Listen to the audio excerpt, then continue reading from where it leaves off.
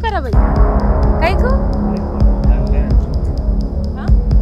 ఏమున్నది లోపల ఎవరు లేరు కదా అందరికీ నమస్తేనుల్లా ఒక రాష్ట్రం బాగుపడాలంటే ఆ రాష్ట్రంలో ఉన్న పేదలు బాగుపడాలి ఆ పేదలు బాగుపడాలంటే ఆ పేదలకు కావాల్సిన కనీస వసతులు సౌకర్యాలు కల్పించాలి అందులో నాణ్యమైన విద్య వైద్యం అందించబడాలి అప్పుడే వాళ్ళ జీవన విధానం మెరుగుపరచబడుతుంది దానిలో భాగంగానే సిద్దిపేటలో 1000 పడకల దవాఖానా ప్రభుత్వ దవాఖానా కట్టడం జరిగింది ఇది 2023 అక్టోబర్ 5 తారీఖు నాడు మాజీ మంత్రి హరీష్ రావు గారి చేతుల మీదుగా ప్రారంభించబడ్డది ఈ దవాఖానా దాదాపు 95% పనులు బీఆర్ఎస్ హయాంలోనే పూర్తయినాయి కాంగ్రెస్ ప్రభుత్వం వచ్చి 2 సంవత్సరాలు అవుతుంది దీన్ని ఇదివరకు ముట్టుకున్న పాపాన ఓలే పట్టించుకున్న పాపాన ఓలే ప్రజలకు అందుబాటులోకి తీసుకొస్తాము అని చెప్పేసి ఆలోచన చేసింది లేదు కొత్తగా ఇటుక వేర్వాల్సింది లేదు పునాది వేయాల్సింది లేదు కొత్తగా అన్ని ఏర్పాటు చేయాల్సిన అవసరం ఏమీ లేదు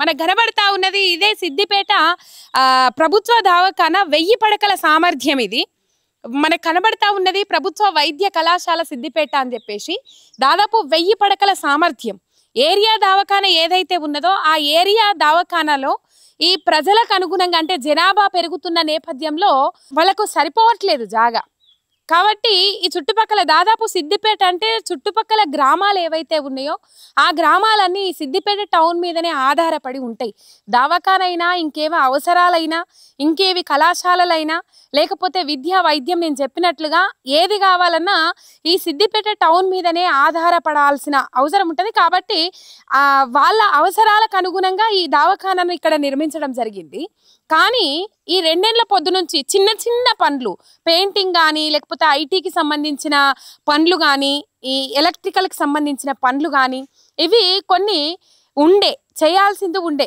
అట్లీస్ట్ 5% కూడా వెళ్ళదు చేయాల్సిన వర్క్ ఎప్పుడైతే కాంగ్రెస్ ప్రభుత్వము వచ్చిందో అప్పటి నుంచి ఈ పనులన్నీ ఆగిపోయినాయట అసలు పనులు మొదలే పెట్టలేరట ఎప్పుడైతే బీఆర్ఎస్ ప్రభుత్వం దిగిపోయిందో అప్పటి నుంచి ఈ పనులు ఆగిపోయినాయి మరి ఎందుకు ఈ ఓపెన్ చేయకపోవడానికి గల కారణాలేంది కమిటీల పేరుతోని కాలయాపన చేస్తుంది కానీ కొత్తవి నిర్మించింది లేదు కొత్త వాటికి శంకుస్థాపనలు చేసింది లేదు ఇట్లా రిబ్బన్ కటింగ్కు రెడీగా ఉన్న వాటిని రిబ్బన్ కటింగ్కు రెడీగా ఉండి ప్రజలకు అందుబాటులోకి తీసుకొచ్చే వాటికి ఎందుకు నిర్లక్ష్యం వహిస్తూ ఉన్నది పాలన చూస్తూ ఉన్నాం పాలన ఏ విధంగా ఉన్నది ప్రజలు ఏ విధంగా ఆశీర్వాదాలు కురిపిస్తూ ఉన్నారో మనం చూస్తూనే ఉన్నాం ఇటువంటి వాటిని అందుబాటులోకి తీసుకొచ్చి దాదాపు ఈ 1000 పడకల దవాఖానాను ఓపెన్ చేస్తే దాదాపు 500 నుంచి 600 మంది పిల్లలకు ఉపాధి కల్పించిన వాళ్ళు అవుతారు ఉపాధి కల్పించబడుతుంది కళాశాలకము 1000 పడకల దవాఖానా దీని సామర్థ్యం ఒకసారి మనం చూసుకుందాం ఒకసారి అయితే మీరు విజువల్స్ చూడు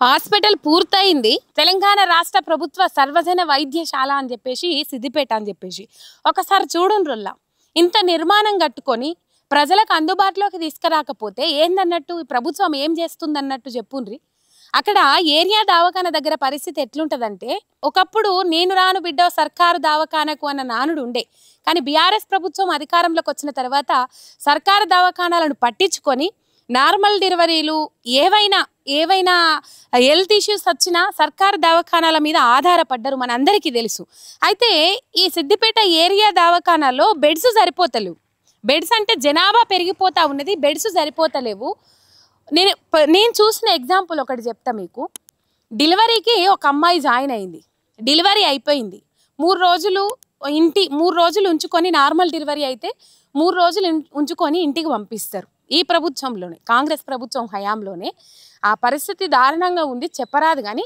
మొత్తం మీద 3 రోజులు అలా పెట్టుకున్న తర్వాత ఆ పుట్టిన బేబీ ఏదైతే ఉందో బేబీకి జాండీస్ వచ్చినాయి ఆ బేబీని బుగ్గ కింద వేసుడు అంటారు కదా మనం బుగ్గ కింద వేసుడు అంటాం ఆ బుగ్గ కింద వేయాలి బుగ్గ కింద వేయాలంటే ఆ పసుకూనను పట్టుకొని తల్లి కూడా ఉండాలి ఏమైంది పరిస్థితి అంటే తల్లిని బయట వరండాలో పడుకోబెట్టిరు ఎందుకంటే ఇంకా డెలివరీకి జాయిన్ అయ్యేటోళ్ళు ఉన్నారు నొప్పులతో బాధపడుతున్న తల్లులు ఉన్నారు వాళ్ళకి ఆ బెడ్ ఇవ్వాలి అలాట్ చేయాలి కాబట్టి ఆమెను బయట పడుకోబెట్టి పాపను ఇంక్యుబేటర్ కింద వేసిండ్రు ఎంత దారుణమైన పరిస్థితి.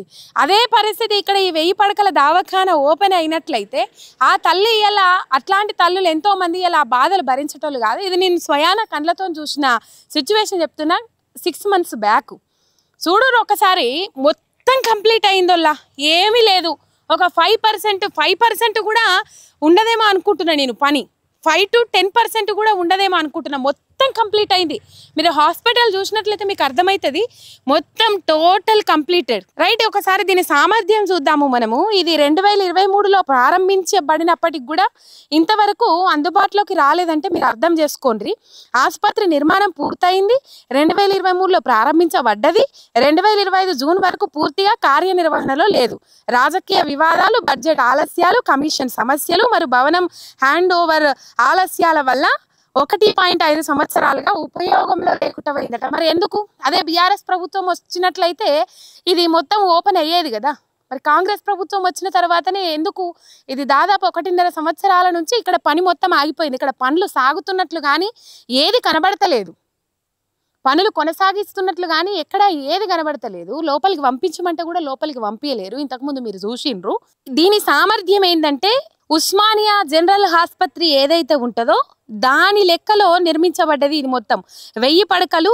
ఇది ఉస్మానియా జనరల్ హాస్పిటల్ స్థాయి సౌకర్యాలతో రూపొందించబడ్డది.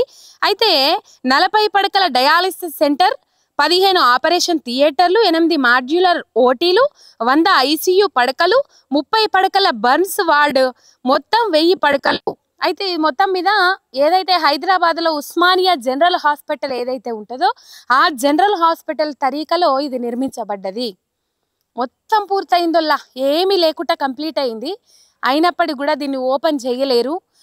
ఒక 5 to 10% పనులు మాత్రమే మిగిలిపోయినాయి. దీన్ని వాడకంలోకి తీసుకురావడానికి ఎటువంటి చర్యలు తీసుకుంటలేరు, ఎటువంటి పనులు మొదలు పెడతలేరు అనేది మాత్రం ఇక్కడ అర్థమైతా ఉన్నది మనకు.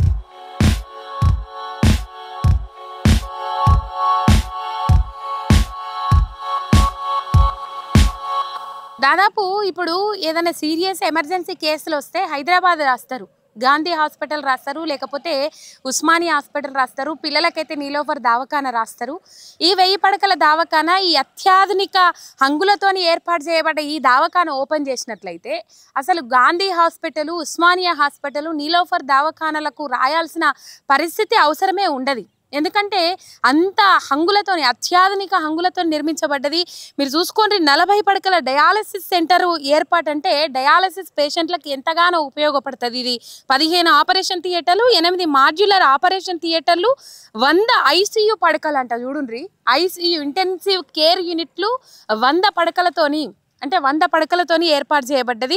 30 పడకల ఎమర్జెన్సీ వార్డు కూడా ఏర్పాటు చేయబడ్డది. ఇది ఎక్కడ అంటే దాదాపు కొమటి చెరువు దగ్గరలో, సిద్దిపేటలో ఉన్న కొమటి చెరువు దగ్గరలో ఎన్సానపల్లి రోడ్లో 28 ఎకరాల జాగాలో నిర్మించబడ్డది ఈ హాస్పిటల్. ఫస్ట్ ఎయిడ్ నుంచి లైఫ్ థ్రెటనింగ్ వ్యాధుల చికిత్స వరకు general medicine, paediatrics, orthopaedic, ophthalmology, ENT, psychiatrics, dermatology, respiratory medicine, anaesthesia, dental, radiology, CT scan, ultrasound, x ray, mammography మొదలైనవి ఈడ మొత్తం pathology, microbiology, emergency, casualty, dialysis, kidney transplant, chemotherapy, cancer care, palliative care, physiotherapy, ART, AIDS మొదలైనవి అన్ని ఉచితంగా చేస్తారు దీంట్లో. అంటే ఇన్ని సౌకర్యాలు, ఇన్ని అత్యాధునిక హంగులతో నిర్మించబడ్డది. మరి ఎందుకు ఇంత చిన్న చూపు చూస్తూ ఉన్నారు రేవంత్ రెడ్డి సర్కార్ అనేది అర్థమైతలేదు.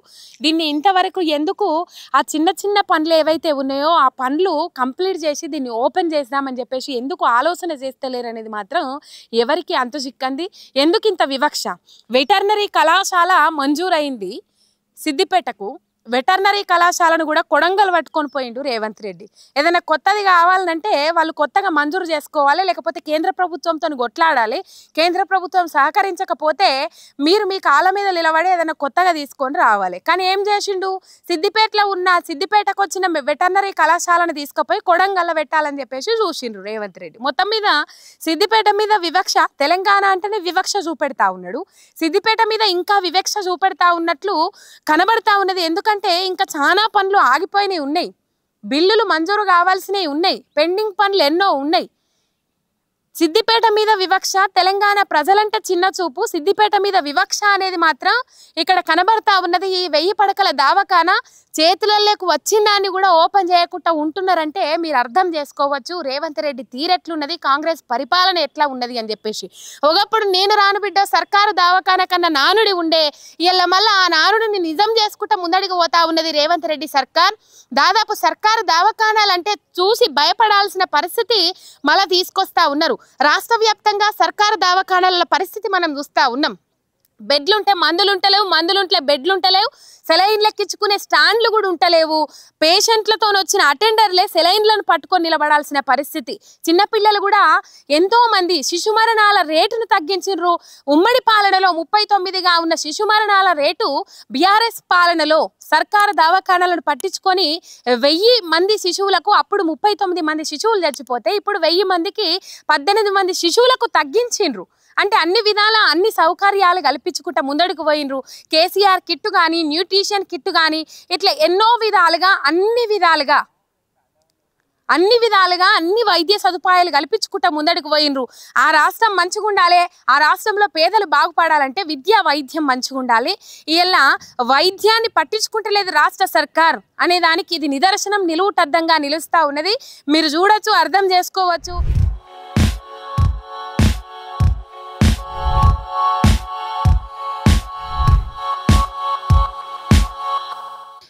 జిల్లాకు కలెక్టరేట్ భవనాలు, జిల్లాకు మెడికల్ కళాశాలలు తీసుకొచ్చింది పేద ప్రజల కోసం, పేద పిల్లల చదువుల కోసం, పేద ప్రజలకు మంచిగా వైద్యం అందించడం కోసము ఈ దవాఖానాలు నిర్మించబడ్డాయి. ఏదో బీఆర్ఎస్ హయాంలో కట్టిండ్రని బీఆర్ఎస్ నాయకులు, బీఆర్ఎస్ కార్యకర్తలు, లేకపోతే బీఆర్ఎస్ వాళ్ళు ఉండదందుకు కాదు కదా. ఇది నువ్వు తెచ్చేది, అందుబాటులోకి తెచ్చేది పేదల కోసం, పేద ప్రజల కోసం. ఇప్పటికైనా కళ్ళు తెరువుంది సార్వార్లు, కళ్ళు తెరిచి ఇట్లా అందుబాటులో ఇంకా 5%, 10% పనులు మిగిలిపోయిన ఏవైతే ఉంటాయో వాటిని కంప్లీట్ చేసి ప్రజలకు అందుబాటులోకి తీసుకొస్తే ఇగో మొత్తం ఎట్లా కట్టడు మనతోని కాదు. ఎట్లా అయింది, ఇప్పుడు ఇంకో 35,000 కోట్ల అప్పులు తీసుకొస్తారట. ఆ 35,000 కోట్ల అప్పులతోని దాదాపు ఇప్పుడు 2,34,000 కోట్ల రూపాయల అప్పులు అవుతాయి. ఆ అప్పులు తెచ్చి ఈ ప్రజల కోసం పెట్టేటోళ్ళు అయితే మనం కాదు. కాబట్టి ఇట్లా కట్టినవి ఉన్నాయి కాబట్టి ఈ కట్టినవి ఓపెనింగ్ చేసి చిన్న చిన్న మరమ్మత్తు కార్యక్రమాలు ఏవైతే ఉంటాయో అవి కంప్లీట్ చేసి ప్రజలకు అందుబాటులోకి తీసుకొస్తే ఎట్లా 60,000 ఉద్యోగాలు మీరు ఇవ్వకున్నా నియామక పత్రాలు ఇచ్చిండ్రు. నియామక పత్రాలు ఇచ్చి ఏం చేస్తాండ్రు, 60,000 ఉద్యోగాలు మేమే ఇచ్చినామని డబ్బా కొట్టుకుంటారు కదా. ముందుగా గిసాంటి వాటినైతే అధికారంలోకి ఏది అందుబాటులోకి తీసుకురాండి, ప్రజలకు మేలు చేసిన వాళ్ళు అట్లా అవుతారు. మళ్ళీ ఒక స్టోరీతో మళ్ళీ కలుసుకుందాం. అంతవరకు మీరు చూస్తూనే ఉండండి మీ ఎంఆర్ మీడియా తెలంగాణ. శనార్.